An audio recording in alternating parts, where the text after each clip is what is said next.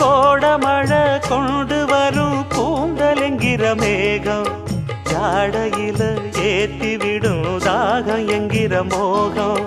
கோடியில ஒருத்தியம்மா கோலமயில் ராணி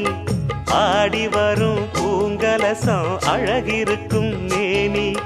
தேர் நடந்து தெருவில் வரும் ஊர்வலமா